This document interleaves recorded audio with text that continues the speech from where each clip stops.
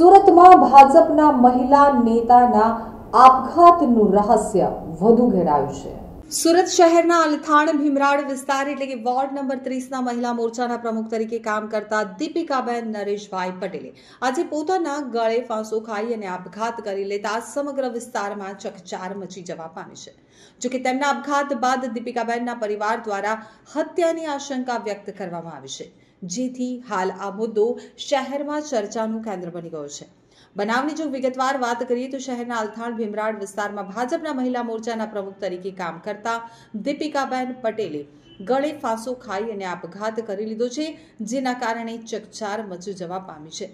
જો કે તેમના પરિવાર દ્વારા આ મામલે આશંકા વ્યક્ત કરવામાં આવી છે। આ આપઘાત નથી પરંતુ હત્યા છે। દીપિકાબેને આપઘાત કરી લેવાના મેસેજ મળતા જ ચિરાગ સોલંકી અને આકાશ નામના વ્યક્તિઓ ત્યાં પહોંચ્યા હતા, જેમાં ચિરાગ સોલંકી દીપિકાબેન સાથે નગર સેવક તરીકે કામ કરતો હતો। બંને દીપિકાબેનને મૃત ગળે ફાંસો ખાધેલી હાલતથી નીચે ઉતાર્યા બાદ પોલીસને જાણ કરવાની જગ્યાએ તેમના મૃતદેહને સીધો સિવિલ હોસ્પિટલ પહોંચાડ્યો હતો, જેથી પરિવારજનો દ્વારા આ મામલે અનેક સવાલો ઊભા કરવામાં આવ્યા છે।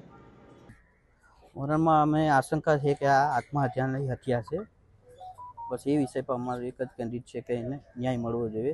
તો આ કઈ રીતની ઘટના છે? ઘટનામાં એવું હતું કે એમના રૂમમાં ફક્ત કોઈ ચિરાગભાઈ છે એ હતા, આકાશભાઈ હતા, એમના હસબન્ડ તો ખેટર હતા, બરાબર। ચિરાગભાઈ કોણ?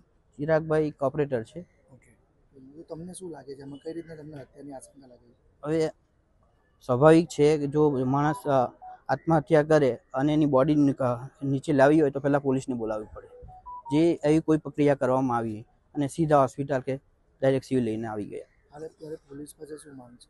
પોલીસ પાસે એમ જ કે ન્યાય મળવું જોઈએ, જો સાચું હોય તો અમારે એવું કેવું છે। પરિવારમાં કેટલા લોકો છે? પરિવારમાં એમના કરીબન 7-8 મેમ્બર છે। તમે કોણ લાગો છો? અમે બધા ફેમિલી મેમ્બર થઈએ એમના।